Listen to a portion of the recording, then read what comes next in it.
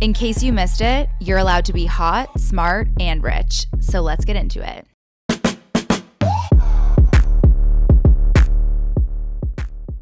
Amy Liu. Hi. Are you ready to get hot, smart, rich? Sure am. I am so excited that you're here in this fabulous outfit. Do you wear this every single day? No. I was just on a panel this morning. I feel like I've seen so many amazing interviews of you telling the story of Tower 28. Yeah. But I haven't felt like someone has gotten to the soul of who Amy Liu is. And I'm so excited to hopefully get to that today with you. Me too. I really wanted to start with what your childhood best friend might say about you. Oh, so that's a little bit of a tough question to ask because we moved around so much as a kid. I think I counted and I went to I think between the time I was, from preschool to sixth grade, I think I went to 10 different schools. So we moved a lot of times. So I actually don't have a childhood best friend unless you count from starting from sixth grade. Okay. So, and actually I just saw my friend from sixth, seventh grade this past weekend. And what would she say about me?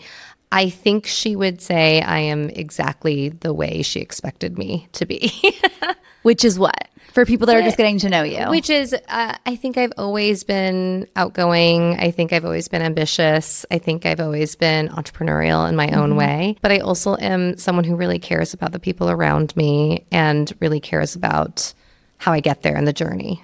Do you think that as you've become more successful, that it's harder to make friends now that you have more of a history? Oh, that's so interesting. I feel like I've done a pretty good job of keeping my friends. And what I mean by that is, so I've never really been part of a clique. I remember when I was a kid, I used to watch shows like Friends, right? And I used to wonder, why don't I have one group of friends that are the same friends over and over again? But the truth is, I'm kind of someone I'm not great at fake friendship. So I'm not great at being part of a group if I don't actually have true friendship with all of the people. And it's actually pretty rare, I think, to have that with everyone. And so instead, I think I end up collecting a collection of friends, but for instance, it's a lot harder for me to, I just celebrated I had my 47th birthday this year. Happy birthday. Thank you. And when I decided to throw myself a party, which I really never do anything like that. And it was so hard for me to figure out who to invite because I don't have a group of friends where everybody is friends with each other. But because I've been in LA for a long time, I think they've all met each other over different events and things like that. So I think I've had a collection of friends over time, whether it's through beauty, which I've been in the industry for 23 years. So I have a lot of friends from beauty, whether it is college, etc. Living in LA, I think I've collected friends. But to answer your question about if it's harder to make friends as you get older, I think it is. And I think it's also, I heard Mel Robbins say this recently. She said that the average person has a new kind of set of friends every 7 years. And I was like, oh, that kind of makes sense too, because we are such different people and in such different stages of our lives at different points. Yeah. I think I've collected a few from every phase of my life as opposed to just starting completely anew. Yeah. Do you remember the first female founder friendship that you made? Because I think a lot of the time we have these real friends that are from outside of the industry, and then we have deal friends. And I think it's really hard to identify who is going to be someone that's a deal friend versus a real friend. Do you remember the first female founder that you made that was maybe a deal friend to start but has turned into a real friend? So funny you asked me that because I was just thinking about that this weekend. I was with Allison Ellsworth from Poppy, and we were in Columbus doing Forbes 30 Under 30 together, and we were having dinner, and we were saying how we met during COVID when through, a Zoom initially, and then we did a FaceTime, and then we did a live. Remember that when that was a whole thing during COVID? Yeah. I wish to forget, but yeah. Yeah. We had both kind of started our businesses right around the same time, and an investor introduced us. And I have a lot of friends in the industry, and I have a lot of specifically beauty, but to make a friend who was outside of beauty feels even a little bit different, right? Because you're truly not competitive with each other. You're there's nothing to trade information about. And there's something about that felt really organic that I think, I love my friends in beauty, but there is still always that little bit of am I not supposed to tell you this, or should I, you know what I mean? Just a tiny bit, even though I really do believe in collaboration over competition. Yeah. Allison was actually going to be one of the people I asked about because you guys just did a collab between Poppy and Tower 28. You guys were obviously friends first. Yeah. You posted this photo on April Fool's Day that was like a prank. Was that the initiation of the collaboration, or was that part of this marketing strategy where you were like, this is introducing this, but we've been planning this for so long? We've been planning it for longer than that. So it takes 12 to 18 months to bring any product to life. And so we've been planning it for some time. I don't know if a lot of people know this about Allison, but she actually has eczema. And specifically, she gets it like on her face and her eyelids and things like that. And so it was always just this really natural thing that we did something together. And so we've been planning it. And then we got to like April Fool's and we were like, honestly, it was so organic. It was like, I texted her. I was like, we don't know what we're doing. Or do you know what you're doing? We're like, let's do something together. Like, and I think that's actually the beauty of what a lot of friendship is when you can do business with someone that you like and you care about and that you can like trade ideas really fast and make things happen. Is she someone that you call when shit just hits the fan? Or do you have like a challenge network or other people that you go to where you're like, I just need help? I have a whole network, and it's like a whole, and I think as everybody should, that as a founder or even just as a person, every person should have like almost like their own board of advisors. And then separate from the female founder network, I actually joined when we talked about this IPO not too long ago. And I think that's been really helpful too, to have a group of people who are independent of even the industry that you're in. But yeah, I have a number of people. Allison McNamara, we just talked about, is kind of one of the people I would call. Sif is someone I would call too. So I've got like a list. That's amazing. I love that there's like Deepika. So many people that have been on the podcast. I feel like I have like a really good network of people that are actually like, to your point, they're really competitive. They believe in themselves. So they have almost like more competitiveness with themselves, but they're just like down to help the cause and down to help people through this, which I'm obsessed with, which is kind of the spirit of collaborations and partnerships, which you're an expert at. You guys just also partnered with Athlos, which is the women's only professional track and field series. What do you think it is right now about beauty and women's sports? So we did a social listening study recently where we had someone come in and literally just scrub the entire internet for like social comments, for reviews, for anything that we could to try to understand who our customer is. And what we found is that we over-index in people who have acne, who are Latin, and specifically who play sports and are athletes, workout, anything like that. And so for us, we were like, okay, it's our spray. So our SOS spray is this product that people love using after they work out because sweat sits on your skin. Sweat is a toxin. It can create bacteria and yucky stuff when it's sitting on your skin if you don't have the time to go wash your face immediately. And so naturally, that's something that organically we've seen a lot of, whether it's in TikTok or just like if you go to the gym. We did a partnership with Solid Core. And so that was really part of it. And I think the best collaborations are the ones that speak to the audience in a way that feel really organic.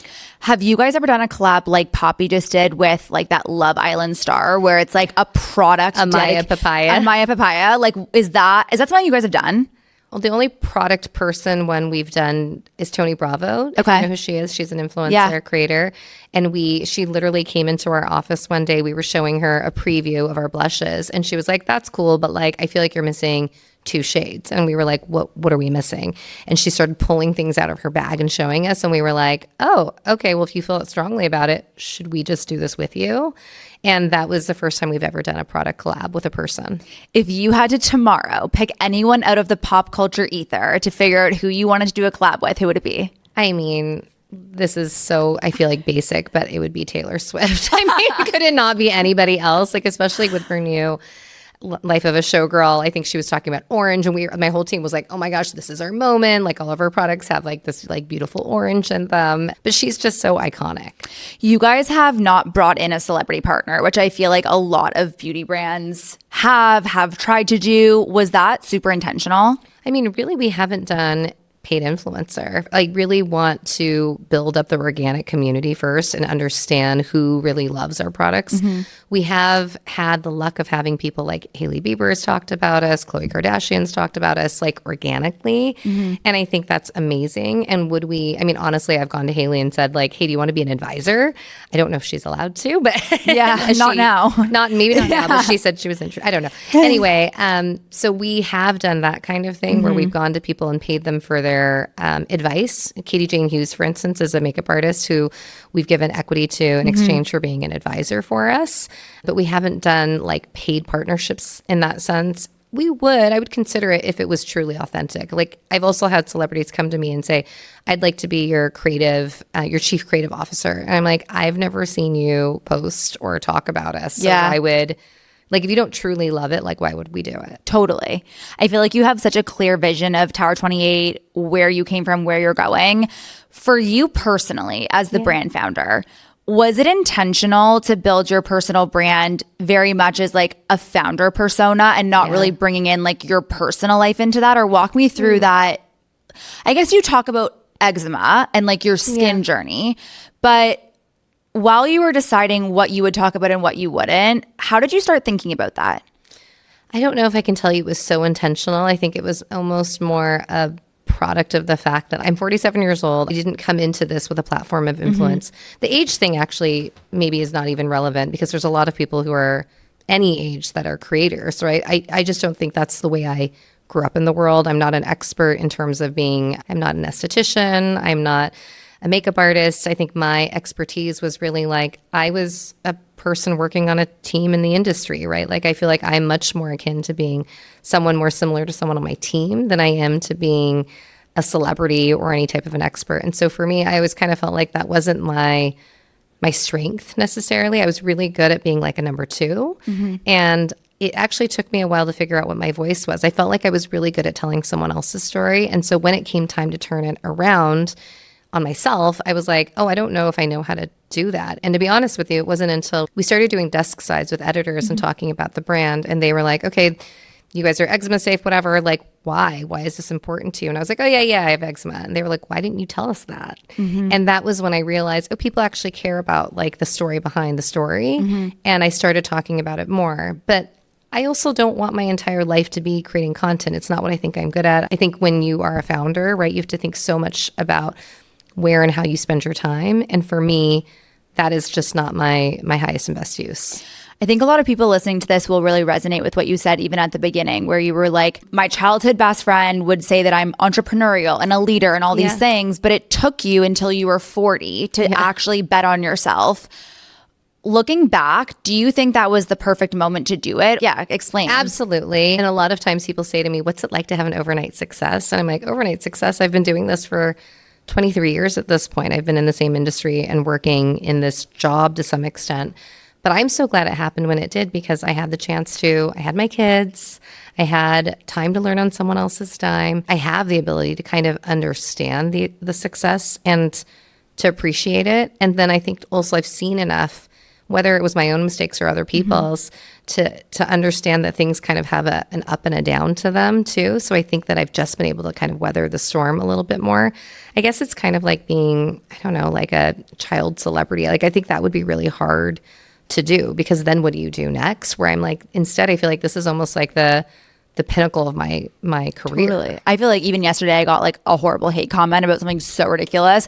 And the 25-year-old me would have like not been able to handle that, right? And the 33-year-old me is like laughing and being like, oh my God, that's so sad for that person. But I think when you aren't at that age and you haven't gone through that life experience, it's so hard to like, you don't know what you don't know, right? And nothing teaches us like experience. Exactly. And so something, it doesn't matter. Age, to your point, like you can be younger, but you have had the experience. Exactly. When you worked in the beauty industry pre-Tower 28, did you ever take off a significant period of time to have your children, or were you always just taking off like the minimum mat leave? Yeah, it's funny. I haven't really talked about this very much. I took a 4-year hiatus from working full time. And it was, at the time, I would say it was probably one of the hardest things I had ever done, which seems silly, but yet it was such a big part of my identity. Working was such a big part of my identity. And basically I got to the point where my job, where I was unhappy at work. I felt like I was doing a lot of things and not doing anything really well.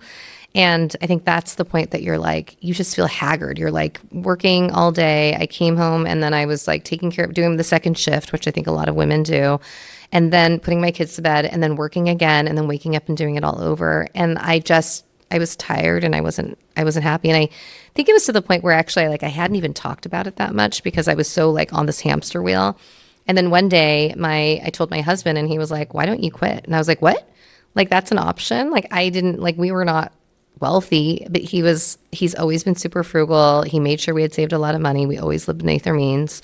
And he was like, this is what it's for. Like, we have fuck you money for a reason. Like, get out of there. Why are you unhappy? And I literally quit the next day. And I was like, but then I quit and I was panicked and I called my therapist. I was like, what do I do?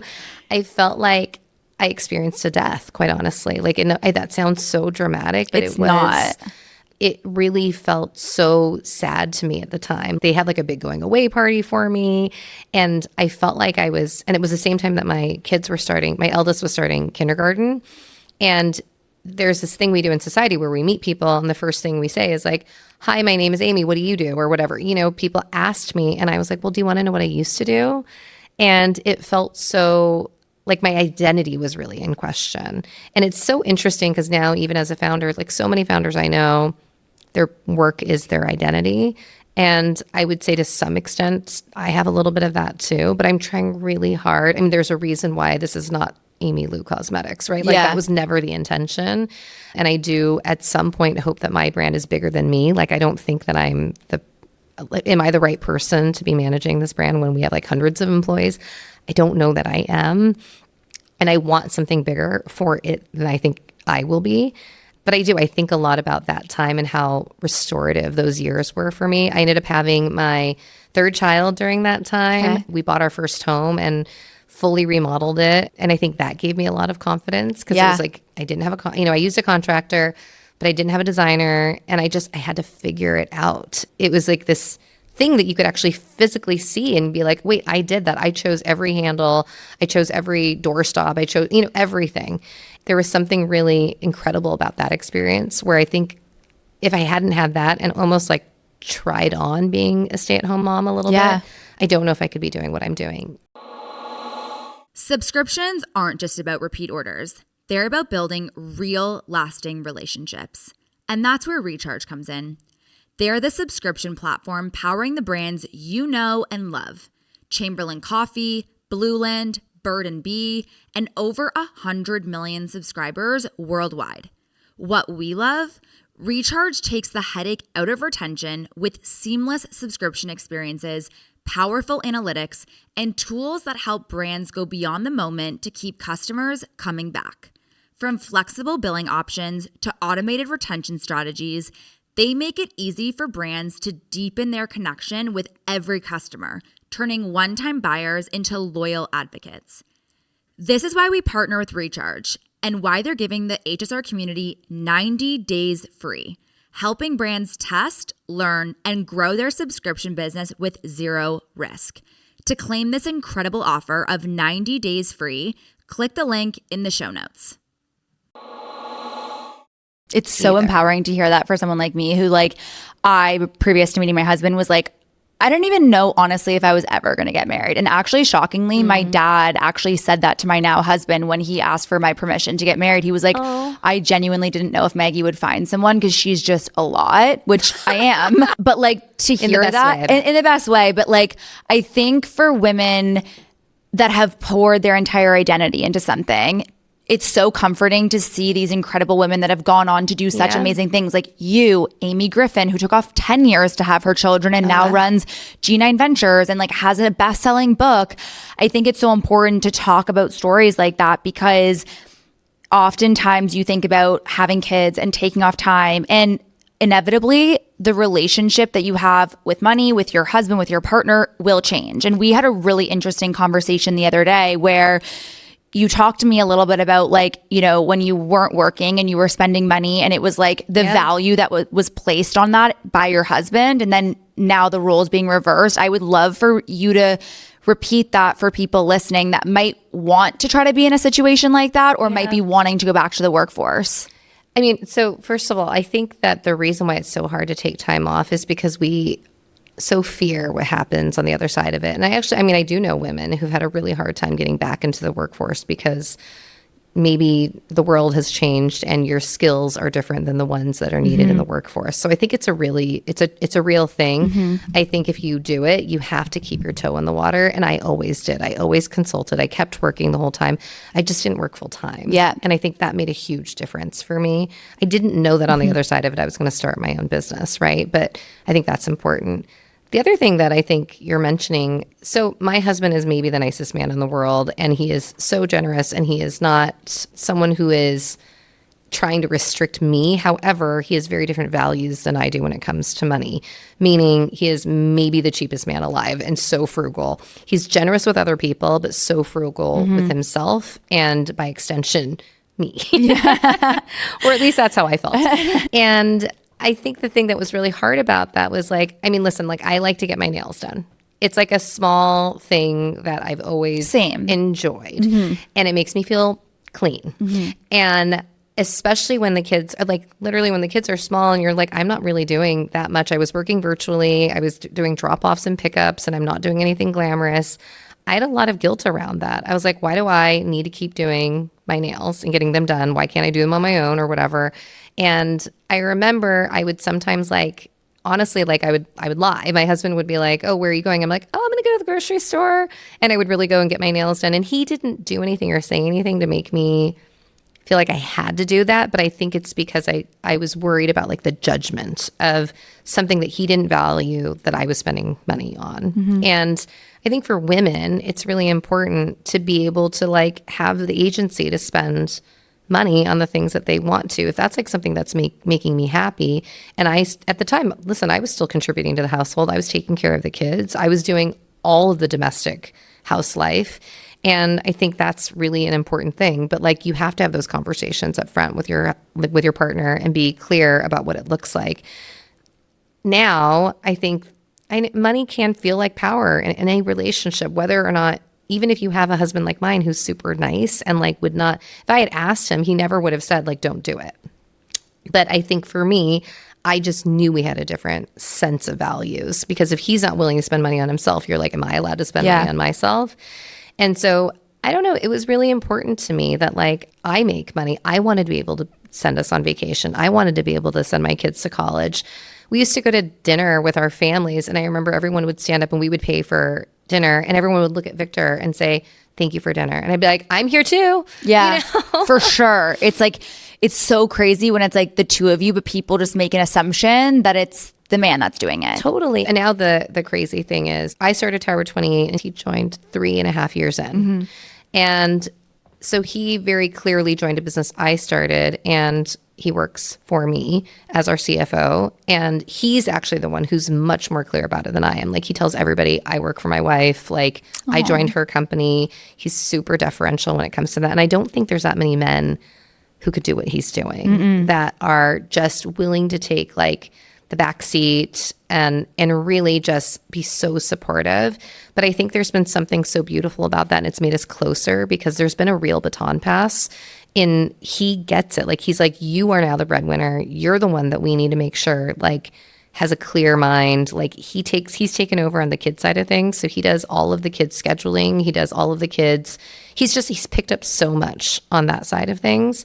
And I think there's a mutual respect that happens when that's created, where like he'll say things sometimes like, oh, this kid's it's so hard. And I'm like, oh, is it? Tell me about it. You know, it's just like we have a business, we have a family, and those are both really important things to us. And in the end, marriage at its best is a partnership. How do you feel like you, with that dynamic, are able to still enter into your feminine self? Because I think for me, in previous relationships, like I have very much like led and been the one that's like, this is what we're doing. And at times it's exhausting, right? Because like you are still the mom, and even if your husband is incredible, it's like even just the bond you have with your kids, like they almost like want their mom. So I guess, for sure. Is there a way that you've been able to turn off that like powerhouse self and still be in feminine with your husband? I mean, I'm wondering what my husband would say if he was here. He would probably say you could probably get a little bit better at this. There's like a consciousness that you have to have around your relationship at all times. And like, I'll be the first to say, like, we've gone to therapy a few times since, and we've had the same therapist since before we got married. So it's been 18 years with the same therapist. It's actually amazing. Some of the best advice I would give to anybody. Yeah. To have someone that you can check in with at any point if you're just like facing a tough patch and they know your story is like incredibly helpful. Yeah. And like literally I've said to him, it's kind of like if he came into a marriage where I already had a kid, like does he love my kid as much as I love this kid. I'm not saying that's not possible, but sometimes I'm like, I don't know if it's the same thing. Like, he doesn't like bleed Tower 28 the way I do, but at the same time, I know what's in it for him. No one's incentives are better aligned, and I know how much he loves me and he supports me. So to get to your question about the feminine side, I think I could definitely work on it. I think there's also something. But is that even important to you right now? It's important to me that I have a good relationship with my husband. It's actually the thing that I think my husband and my family, like when people are like, oh my God, Tower 28, I'm like, the thing that you should be really impressed by, honestly, is my family. To be married for 18 years, that's not the impressive. We've been together for 25. To be married for this long, that is not the impressive thing. The impressive thing is that you can be married that long and to be happy and to like be able to wake up every morning. We wake up every morning and we do a 1 hour walk together every morning, and we talk.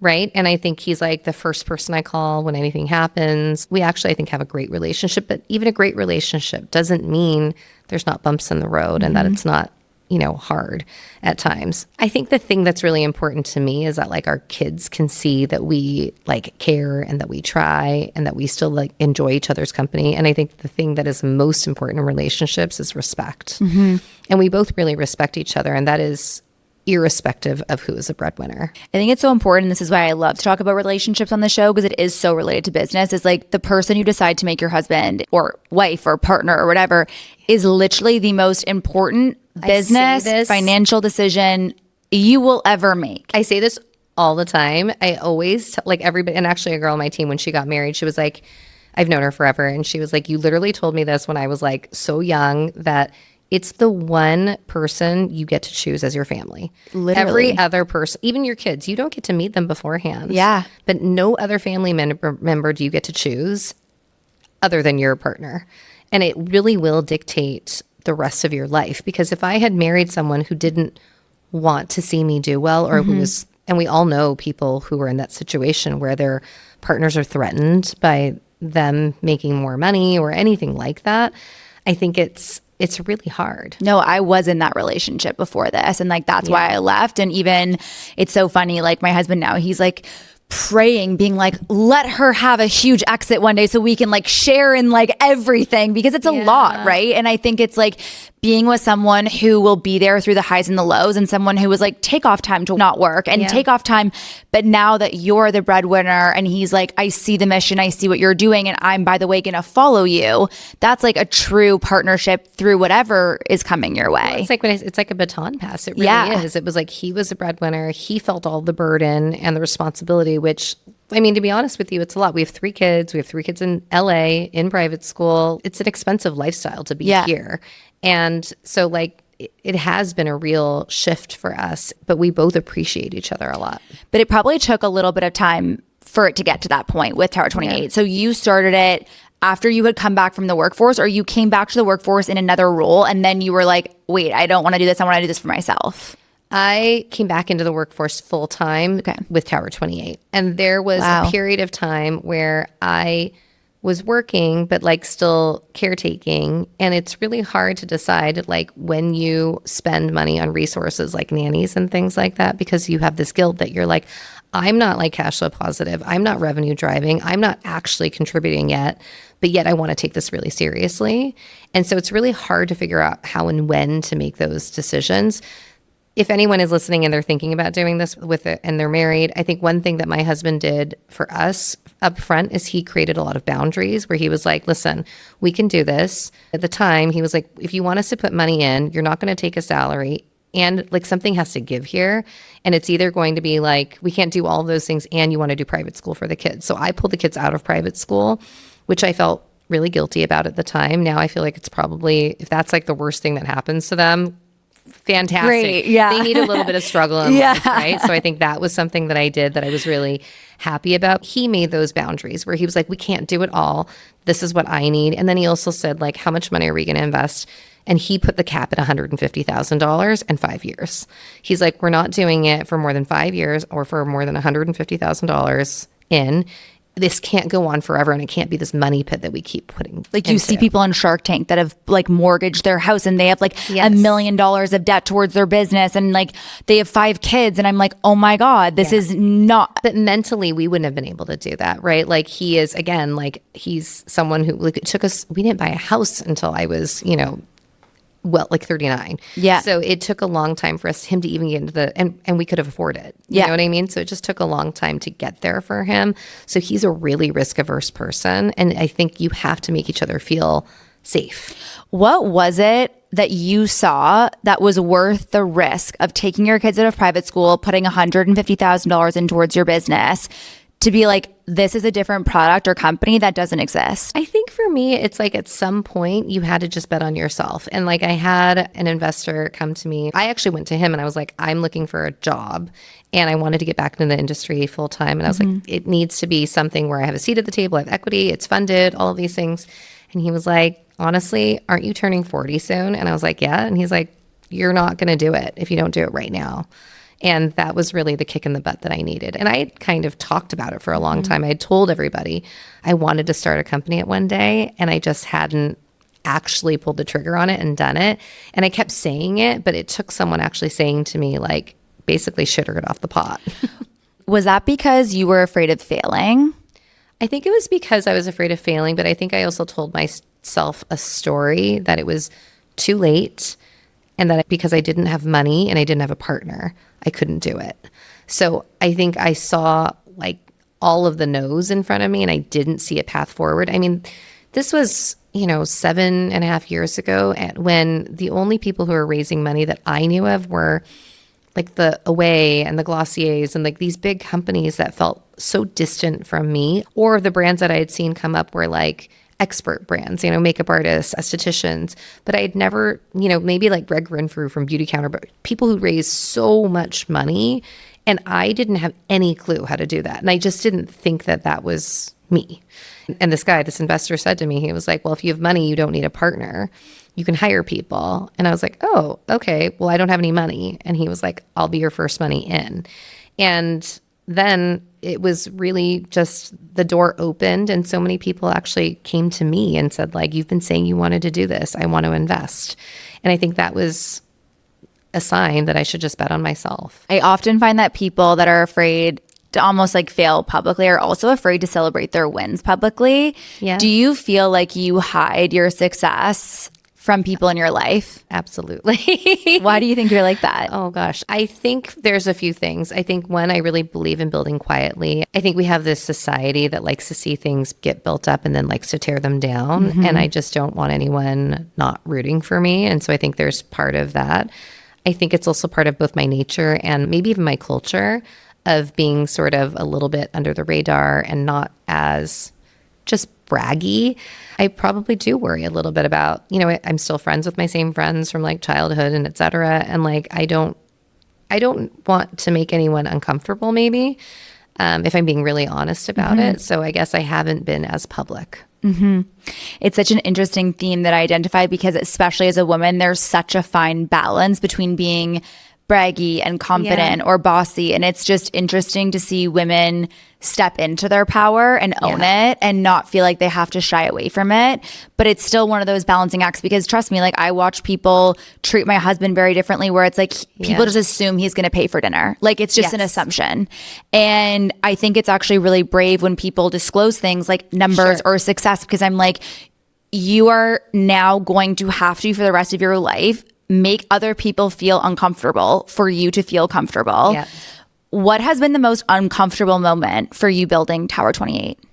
Oh, this is such a good question. Listen, I've been really honest with my team about this internally too. We are in that messy middle where the business group, the team didn't. And I would say in the last 2 years, I probably had a choice of either doing it myself or hiring someone to do it. And I didn't have the bandwidth only to do both of those things. And I chose to just do it myself. And now I am in that position where it's harder, right? Because we just don't have the team to support everything that we're trying to do. And so it's like structurally a very difficult thing. We're trying to hire, and I don't mean any particular position. It's kind of all of them. We're only 35 people.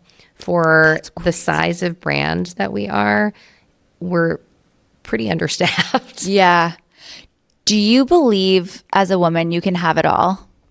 I believe you can have it all, but you can't have it all at once. Okay, that's exactly what I told Deepika. Yeah, I firmly believe that, actually. Like, I think there are like seasons to life and chapters to life where you have, like, I don't really believe in balance, but I believe in focus, and you can do like a few things well at a time. For me right now, like somebody asked me the other day what my hobbies are, and I'm like, my hobbies? I was like, I work and I have family. That's kind of it. And I sometimes try to be a good friend, right? Like, what would you rate your stress level?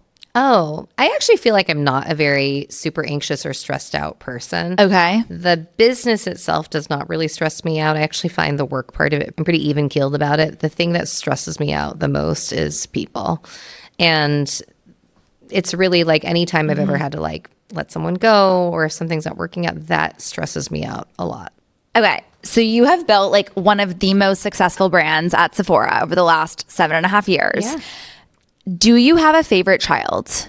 I mean, my favorite child is for sure SOS spray. So I think everyone asks, do you have a hero product? We actually have our SOS spray and our concealer and our mascara are all kind of hero products for us, which is amazing because from a mix of business perspective, like to be able to have like a skincare product and a complexion product and a color product that all have high LTV is like kind of amazing just from a health perspective. But our SOS spray is really the one that kind of made everything else kick off. So during COVID, people started using our SOS spray organically and talking about how it was great for like post-workout, exercise, but like also blemishes, acne, all kinds of issues. And we were all wearing masks and it was so good for maskne. And so it really is this product that people started sending me before and afters for. And I would say like, that's so amazing. Can I use this? I'll give you another spray. And it really did. I mean, we sell one every 10 seconds. If someone's building a beauty brand right now and that is like, I don't really get what a hero product is. Like, how much of someone's business in a range should make up a hero product? So the businesses I've worked in, a hero product is about 20% of your business.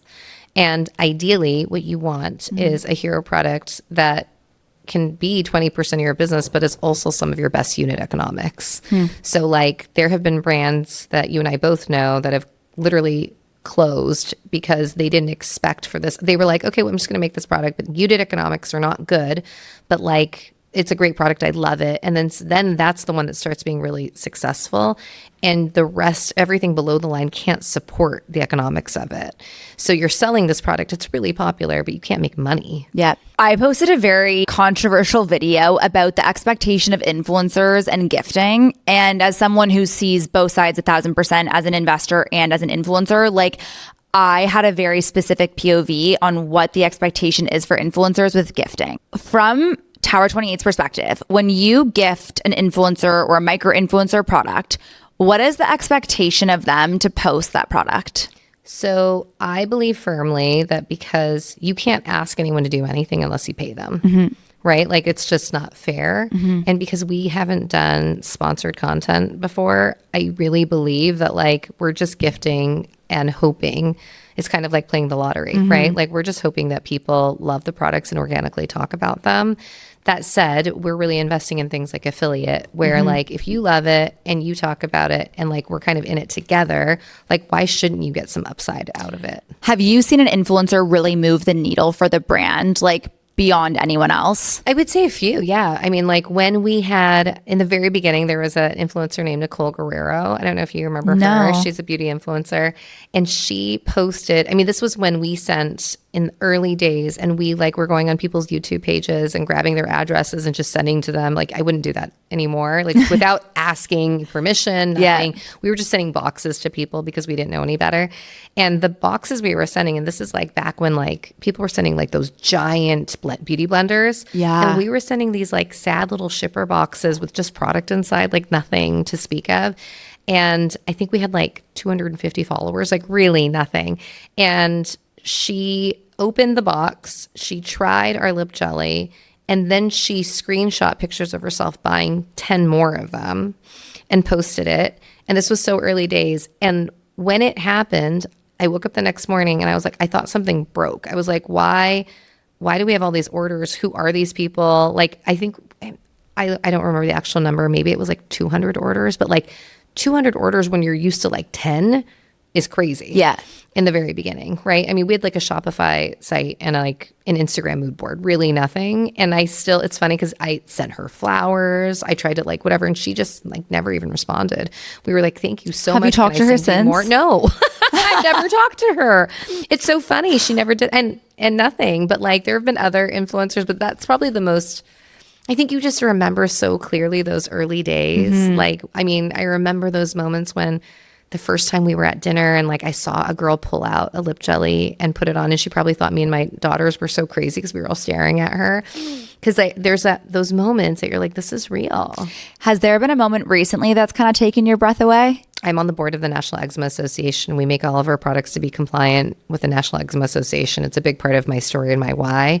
And we decided to fund this year the scholarship program. So they have a scholarship that goes out to, we did $200,000 over the course of the next 4 years.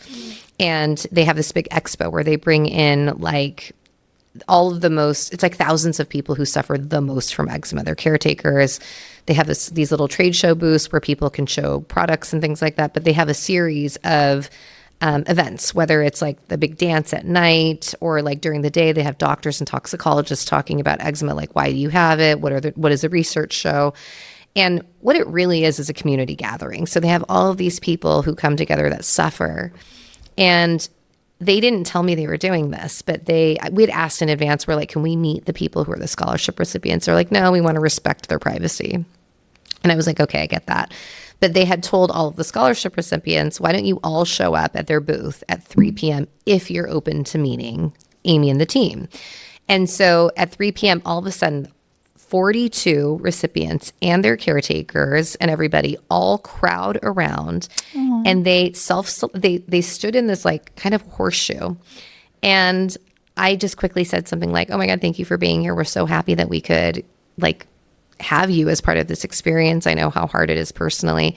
And then very organically, they all started going around and talking about how much it meant to them that we made products that were not only clean and safe for sensitive skin, but made them feel like they were part of the mainstream. It made them feel like they were cool. They could finally shop at Sephora and carry the same little black and white bag as everybody else. They could buy the things that their favorite influencers use and not feel like they were relegated to using like, I don't know, Cetaphil, or like, not to name names. But Yeah, I get what you mean though, because I actually have never talked about this, but I also have really bad eczema since I was a little girl, but mine's not on my face. Mine's actually just like all over my body, but I've never suffered from it on my face. I can't imagine. I've had it on my face. I've had it behind my legs. And like the fact that I'm even wearing this right now. Really weirdly, like all in my ears. Like that is the place that it's so painful. Because tried our spray. Please try this. Yeah, I have. I actually have the little mini one in my everyday bag. Oh, good. And then I never used sprays until my husband literally randomly went to Sephora this summer.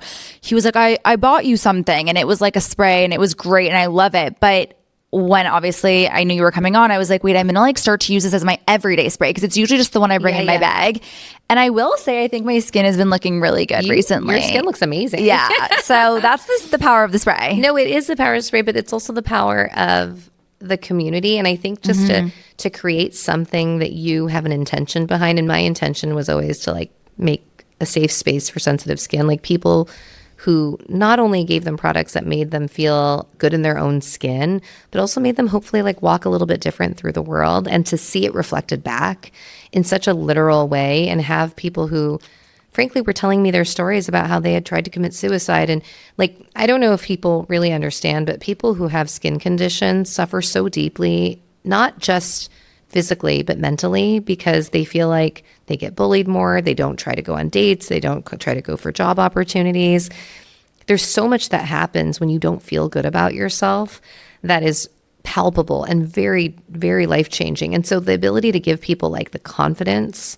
I mean, I had met a guy there who had been hospitalized for 3 months because eczema, when untreated, is basically like an overproduction of bacteria. And then he got sepsis, and then he's like in the hospital for a bacterial infection.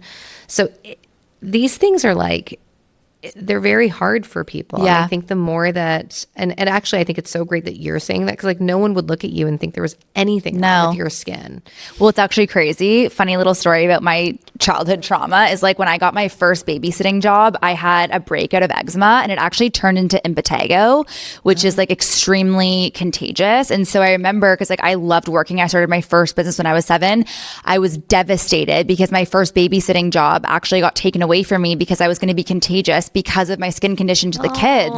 And so it's actually just interesting, because my husband knows like I'll be scratching like crazy, and he's like, oh my God, like Maggie, like are you having a flare up? And I'm like, of which one? Like I have so many health problems.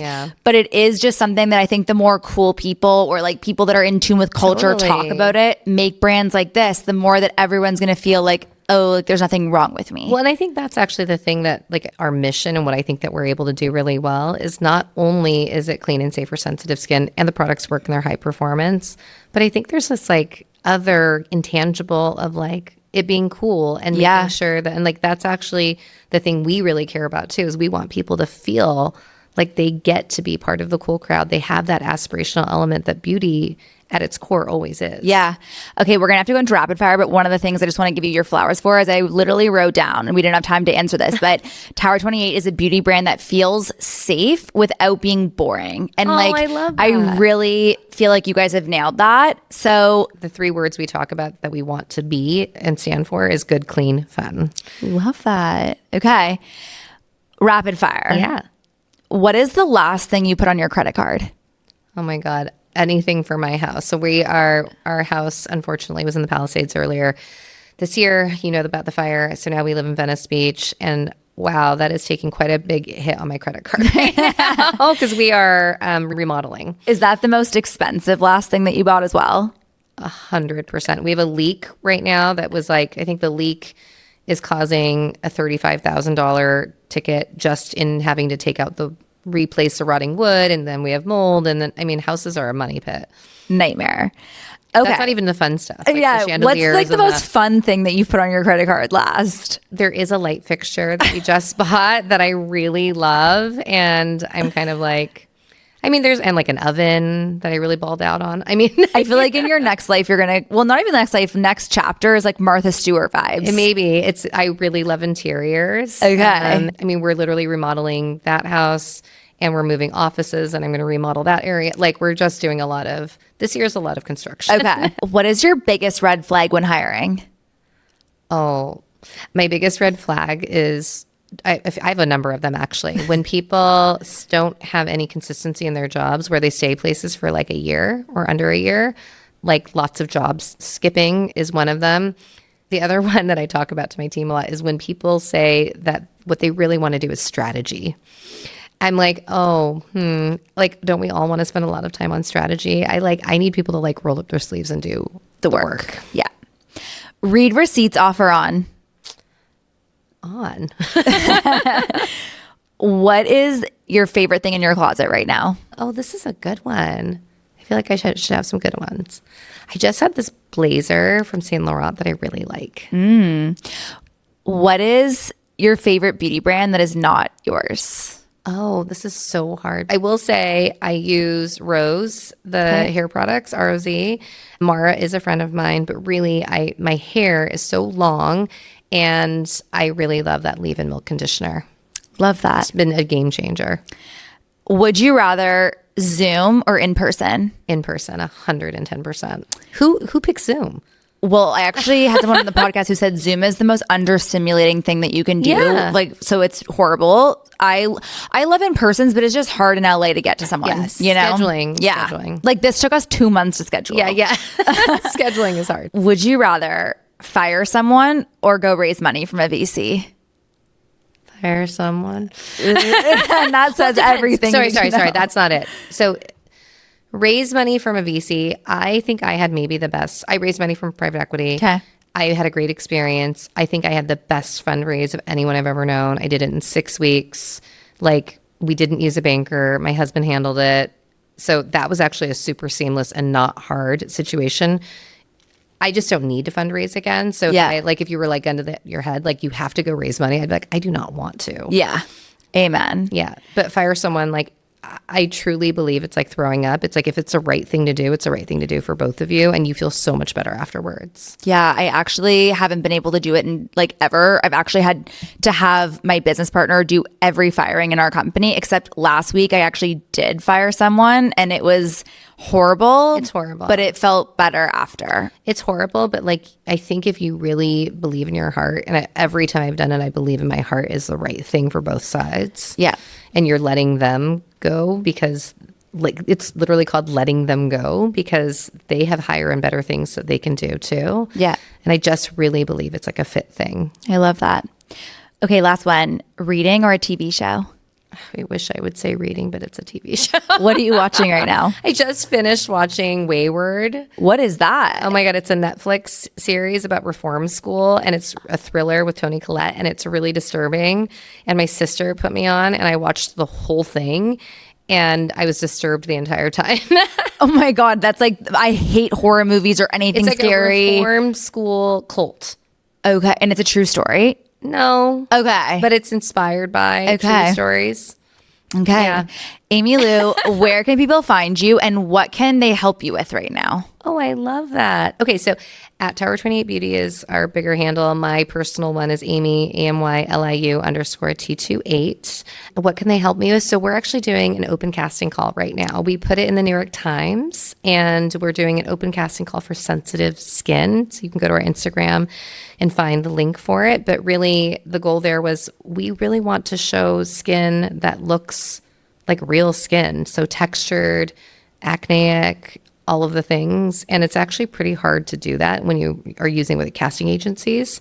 So that's something we're really working on. And what can people do to submit an application to be in the campaign? Yeah, you can submit an application to be in the campaign. This is a paid opportunity. We really are looking for people who have difficult skin. And where do they go for that? I feel like you're going to get a lot of submissions. Yeah, it's Instagram really. Okay. There's an Instagram, there's a link on our Instagram, but it's also if you happen to have a copy of the New York Times from this past Sunday. Oh my God, in the that's style section. so exciting. Is that your first ad in the New York Times? It's our first ad in the New York Times. That's huge. Yeah. Congrats. Yeah, no, thank you. Amy Liu, thank you so much for coming on Hot Smart Rich. I can't wait to have you back. Love it. Please, anytime.